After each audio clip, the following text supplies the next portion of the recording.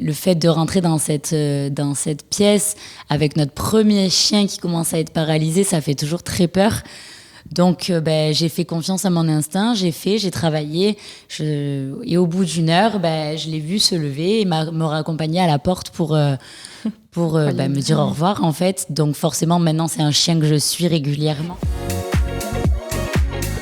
Bonjour et bienvenue sur le podcast de l'IFOA. Ici, nous accueillons celles et ceux qui œuvrent chaque jour pour le bien-être animal. Je me présente, je suis Lila.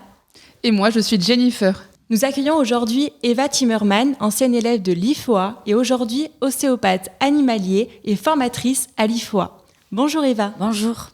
Alors Eva, déjà, on est tellement heureuse de t'accueillir sur ce premier épisode du podcast de l'IFOA. C'est un exercice qui est tout nouveau pour nous et j'imagine que pour toi aussi. Tout à fait. Alors, on va revenir, du coup, pour commencer, j'aimerais bien revenir à ton enfance et connaître ton lien et ton parcours avec les animaux. Et donc, du coup, la petite Eva, est-ce que tu avais déjà un lien particulier avec des animaux ou est-ce que c'est venu plus tard ? J'ai toujours eu un lien assez connecté avec les animaux, que ce soit les chiens, les chevaux. J'étais la petite fille qui allait chez les gens et directement se jeter sur les animaux avant de dire bonjour aux adultes et aux enfants. Donc c'est toujours quelque chose qui a été vraiment ancré chez moi, tout type d'animaux, la ferme, les animaux domestiques, vraiment tout. Et qu'est-ce que les animaux t'ont appris sur toi déjà très jeune, sur les autres ou sur la vie en général ? Ce que j'aime beaucoup sur les animaux, c'est le fait qu'ils puissent autant nous aimer sans forcément parler, sans forcément dire ce qu'ils ressentent, notamment les chiens. On a toujours dit que les chiens étaient vraiment les meilleurs amis de l'homme et depuis toute petite, c'est vraiment toujours ce que j'ai ressenti. Ils nous aiment sans vraiment le dire et c'est vraiment ce que j'apprécie chez eux. Et je reste encore un petit peu dans ton enfance, si tu avais justement un souvenir au niveau des animaux, de tes relations, un souvenir d'enfance qui te viendrait là comme ça, instinctivement. Je parlerai directement de l'équitation. Pour le coup, je fais de l'équitation depuis que je suis toute petite et mes parents m'ont mis sur un poney très très tôt. Donc un souvenir directement, je ne pense pas. Mais en plus, je suis dans le même centre équestre depuis que je suis toute petite, donc c'est vraiment relié à ça. Moi, avec mes petits concours à 8 ans, qui montaient mes Shetland et mes petits poneys, directement, ça viendrait sur ça. Donc aujourd'hui, tu es ostéopathe animalier, donc tu travailles avec les animaux, mais du coup, on serait curieuse de savoir qu'est-ce qui t'a donné envie de devenir ostéopathe animalier et pas de faire un autre métier dans le monde animal ? Alors, pour le coup, j'ai commencé, avant de faire de l'ostéopathie animale, j'ai fait une prépa pour devenir vétérinaire, ce qui m'a pas trop plu. Donc, je me suis rabattue en me posant des questions, donc toujours dans le milieu animalier. Je me suis toujours vue dans ce milieu animalier quand même. Et il est vrai que je connaissais ce métier depuis que je suis petite parce que, étant propriétaire d'un cheval, je connaissais quand même le milieu. Je me suis un peu renseignée, j'ai fait les portes ouvertes de l'IFOA et j'ai adoré. Pour le coup, je me suis dit que c'était exactement ça ce que je voulais faire, apporter du confort, du soin, une vision globale sur l'animal. Et peut-être, est-ce qu'il y a un moment où dans ta vie, tu t'es dit, mais en fait, c'est ça, c'est ostéopathe animalier que je veux devenir ? Après ça, justement, Oui. C'est vrai qu'après cette journée porte ouverte, où je me suis rendu compte de vraiment ce qu'était une vraie séance, parce qu'avant ça, j'avais vu des séances d'ostéopathie, mais j'étais petite, de vraiment voir avec ma vision d'ado une séance d'ostéopathie avec ce bien-être, cette douceur qu'on pouvait apporter sans avoir ce côté de vie entre les mains comme les vétérinaires le supportent, ça m'a vraiment apaisée. J'ai trouvé ça vraiment super de pouvoir faire ça. Est-ce qu'à ce moment-là, je ne sais pas où tu t'es dit, c'est ostéopathe animalier que je veux devenir, tu as quand même eu des doutes, des peurs qui sont nées en toi, ou alors ça a été une évidence sur le moment, tu t'es dit, oui, en fait, c'est ça, c'est ostéopathe animalier que je veux devenir ? Alors, des doutes, toujours. Je pense que c'est quelque chose qu'on se demande tous quand on choisit un peu le métier qu'on veut faire plus tard, notamment quand on sort du lycée, on a 17 ans. Mais une fois lancé, il n'y avait plus spécialement de doute. C'est vraiment le moment où on cherche un peu ce qu'on va faire, on sait à peu près dans quoi. Et encore, j'avais la chance d'être sûre de vouloir travailler avec le monde animalier, donc ce qui m'a quand même rassurée et m'a apporté cette certitude. Mais une fois lancé, il n'y avait plus tellement de doutes sur ça. C'était vraiment ça qui me plaisait et que je voulais faire à vie. Ok. Et donc, maintenant, tu es ostéopathe animalier, mais avant, tu as fait tes études au sein de l'IFOA. Et là, je pense que tout le monde aimerait savoir comment tu as vécu tes études, voilà, autant émotionnellement que humainement. Je pense que les élèves aimeraient t'entendre sur ça. Ils ont hâte d'avoir voilà, ton retour sur ton expérience. Alors, comme toutes les études sur un principe de doute, c'était des études qui sont réalisées pendant 5 ans, donc on a le temps de se poser des questions sur soi-même, de réfléchir. J'ai toujours été une bonne élève et j'ai toujours voulu rester une bonne élève, donc forcément ce qui rajoute des questionnements et des doutes.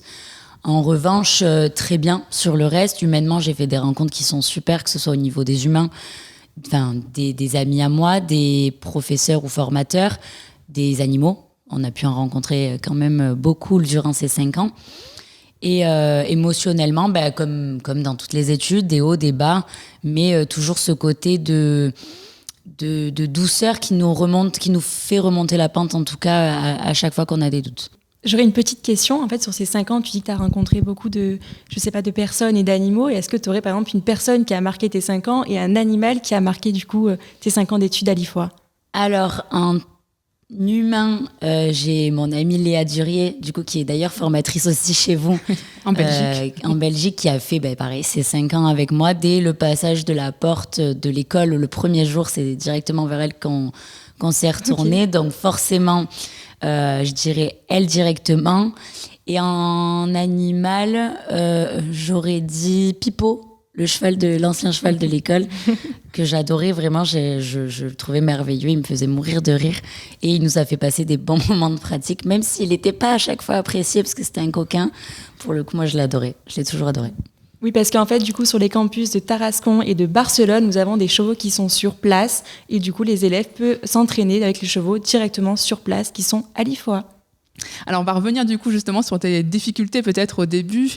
Les premières années, justement, c'est tout nouveau pour eux. Parfois, ils rencontrent des difficultés. Ils ne savent pas s'ils vont réussir à passer au-delà. Comment toi, tu as vécu ces difficultés ? Comment surtout tu as réussi à passer au-dessus ? Alors, c'est ce que je leur dis, d'ailleurs, lorsque je leur fais leur formation.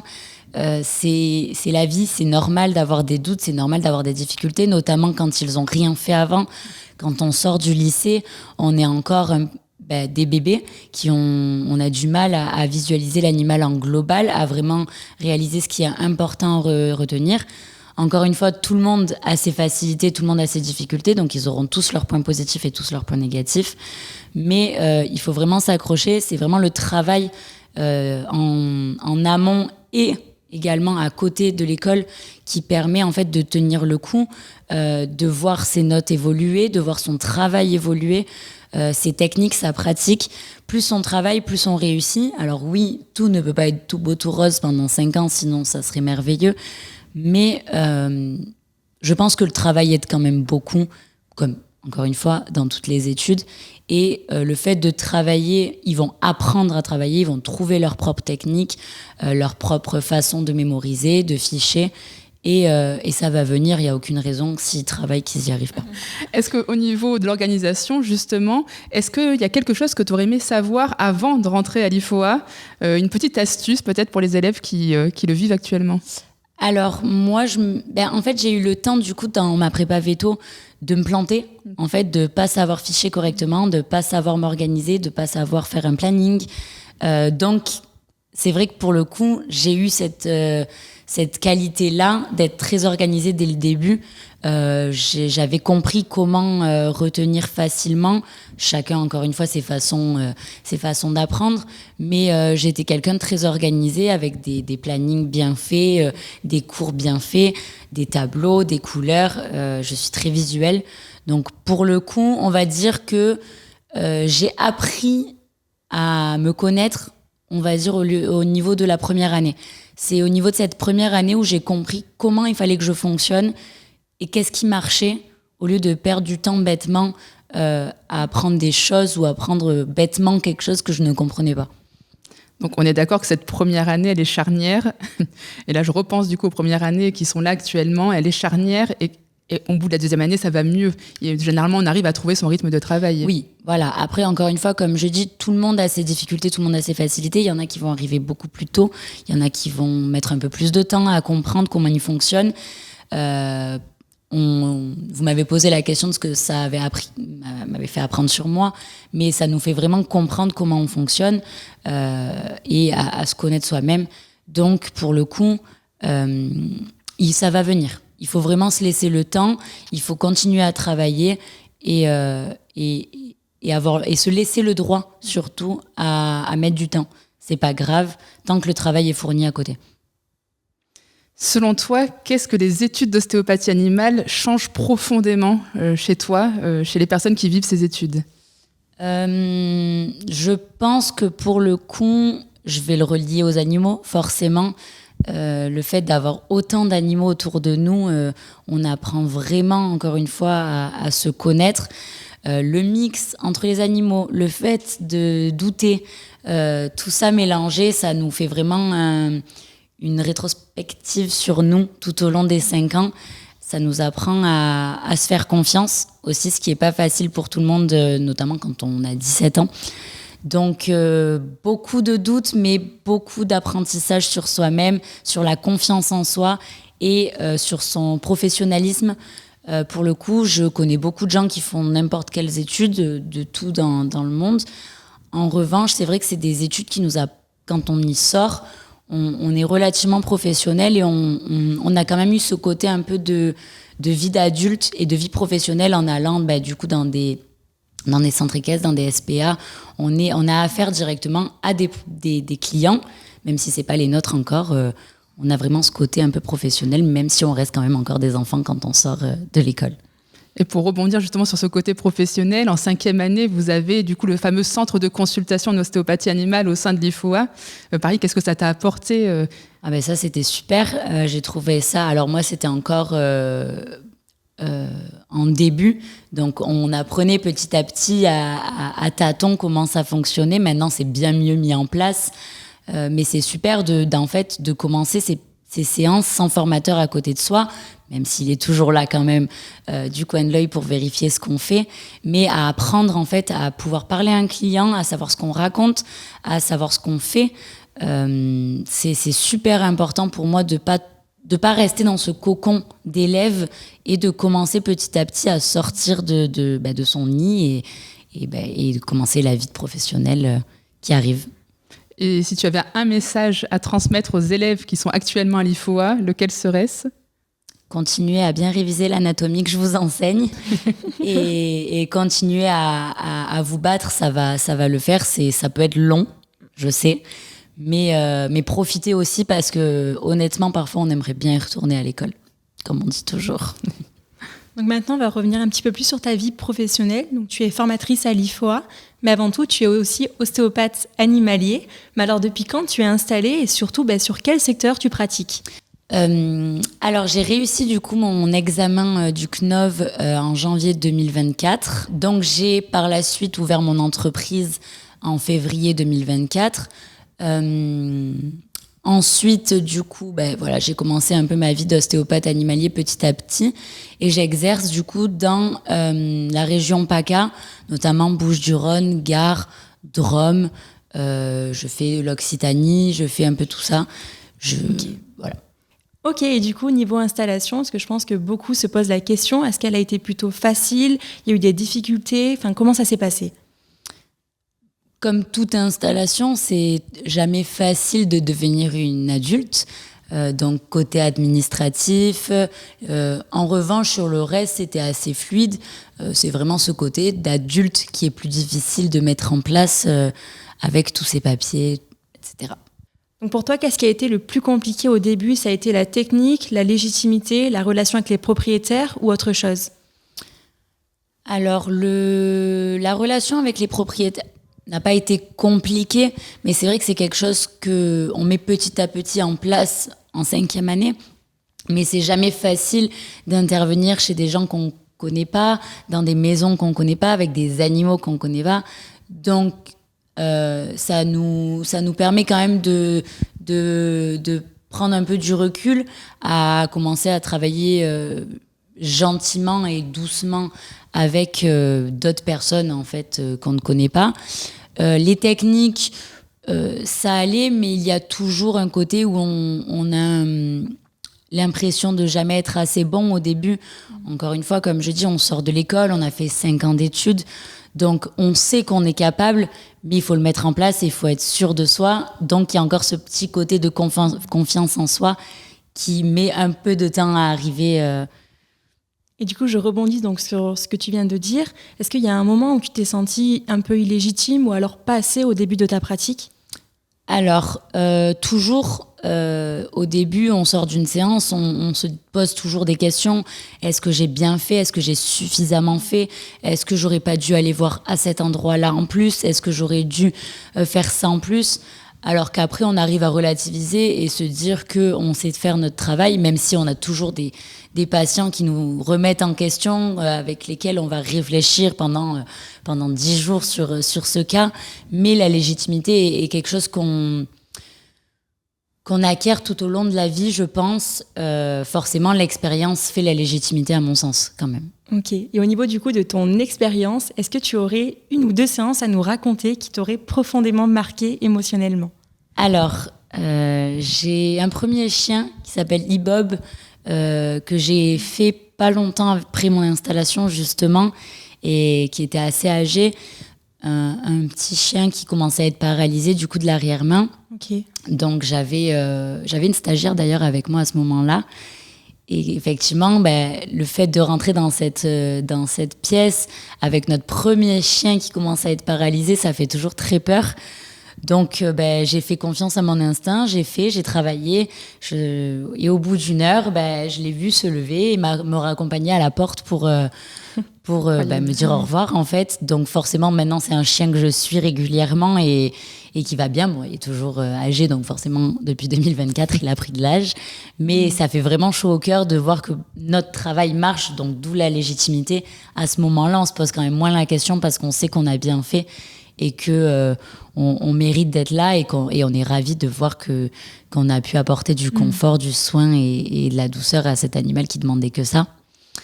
Et un cheval, pour le coup, une en particulière, je ne sais pas, mais je manipule les chevaux du coup de mon fameux centre équestre avec qui je suis depuis mes 8 ans, donc même depuis 2008. Donc un seul, je ne saurais pas en dire, mais déjà tous les poneys que j'ai montés étant petite, les manipuler maintenant et leur apporter ce soin, ça me fait vraiment chaud au cœur, ça m'apporte vraiment de bonheur de pouvoir les voir dans un centre équestre autant suivi déjà, ça me rassure. Et de voir leur amélioration, d'avoir ma coach qui me dit que justement, elle trouve que cette jument, depuis qu'elle a été manipulée, elle est métamorphosée, que j'ai des chevaux qui étaient vraiment raides pendant des années, qui se retrouvent beaucoup mieux. Donc voilà, je les mettrai tous dans le même lot parce que c'est vraiment des chevaux qui me tiennent à cœur et de par leur histoire avec moi et mes coachs. Ok. Alors Eva, je te ramène maintenant au présent. À quoi ressemblent maintenant justement tes mois, tes semaines entre justement ta fonction de formatrice à l'IFOA et ton métier principal, ostéopathe animalier ? Alors pour le coup, ça se mélange très très bien. Donc c'est vrai que l'IFOA, j'y viens quelques fois par semaine, quelques fois par mois, soit le matin, soit l'après-midi, soit toute une journée. Donc, en parallèle de ça, forcément, je mets des consultations donc, tout au sein de cette région PACA. Une bonne journée. Le fait d'être auto-entrepreneur qui est assez pratique, de pouvoir justement mettre les consultations quand ça nous arrange, les caler et les intercaler entre les cours de l'école. C'est génial. Donc, entre le fait d'apporter mon savoir et mon expérience à ces élèves du coup de la première à la 5e année, de pouvoir discuter avec eux, mais également en parallèle d'être ostéopathe animalier, donc avoir ce côté de douceur, de bien-être avec les animaux tout au sein de ma semaine et de mon mois. Forcément, il y a des jours moins remplis que d'autres, ça c'est la vie d'un auto-entrepreneur, je pense, à mon sens. Mais voilà, c'est se lever, aller voir des animaux, les manipuler, leur apporter du confort. Il y a des séances qui se passent mieux que d'autres, toujours. Hein. C'est des animaux, c'est des êtres vivants. Mais c'est super et je me régale. Et qu'est-ce qui t'a donné justement envie de transmettre ? Parce que c'est pas inné généralement. Qu'est-ce qui t'a donné envie de transmettre cette transmission aux élèves ? Alors, Alors depuis petite, j'ai quand même ce côté de... J'ai toujours voulu voir ce que ça faisait d'être prof officiellement, même si là c'est formateur. Quand j'étais petite, je me faisais avec ma cousine des examens que moi je pouvais corriger, donc j'adorais corriger les évaluations quand j'étais petite. Mais c'est vrai que du coup, j'ai trouvé ça super de pouvoir leur enseigner et de faire des bons ostéos.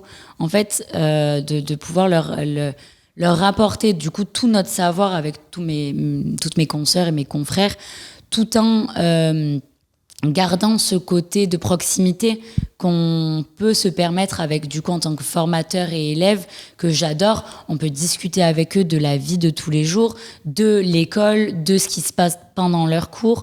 Voilà, j'adore leur donner cours, notamment là, j'ai commencé la formation du coup en anatomie.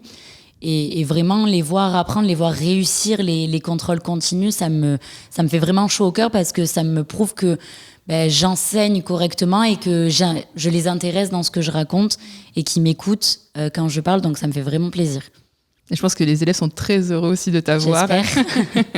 On le sait, de source presque sûre. Et Eva, on est déjà sur la fin de ce podcast. Donc, une dernière peut-être petite question. J'aimerais bien connaître toi, ta vision justement du métier maintenant et qu'est-ce que tu aimerais bien voir évoluer dans ce métier d'ostéopathe animalier ? Alors, la vision de l'ostéopathie actuelle, j'en suis ravie. Sur un côté où elle a quand même évolué depuis le début de mes études qui commencent de 2018 et encore plus d'avant. Donc effectivement, c'est un métier qui commence petit à petit à prendre du sens. Les gens commencent à connaître, à faire de plus en plus appel pour leurs animaux. J'aimerais davantage faire connaître cette ostéopathie animale, notamment pour les petits animaux. C'est vrai que l'ostéopathie animale est très connue au niveau équin. D'ailleurs, c'est quelque chose qu'on me demande souvent. Tu es ostéopathe équin ? Non, je suis ostéopathe animalier. Donc vraiment que petit à petit, les propriétaires de chiens, de chats, de nacs, peu importe, soient vraiment conscients que l'ostéopathie, c'est vraiment du confort, du bien-être. On a vraiment une vision globale de l'animal et on leur apporte tout le soin qu'ils ont besoin. Donc autant les chiens que les chats, que les chevaux, ça peut toujours leur faire du bien, leur apporter vraiment un train de vie beaucoup plus confortable tout au long de la vie. Très bien, merci Eva. Merci beaucoup Eva pour ta participation. On rappelle que tu es formatrice à l'IFOA et ostéopathe animalier dans une grande partie de la région PACA. Vous pourrez retrouver Eva sur Instagram, il sera dans notre description de la vidéo. En tout cas, merci beaucoup de votre écoute. On espère que ce premier épisode vous aura plu et n'hésitez pas à nous dire ce que vous en avez pensé. Si vous souhaitez plus d'informations sur le métier d'ostéopathe animalier et la formation à l'IFOA, n'hésitez pas à vous inscrire sur notre site internet pour nos prochaines journées portes ouvertes ou nos webinaires. Et on se dit à bientôt dans le podcast de l'IFOA.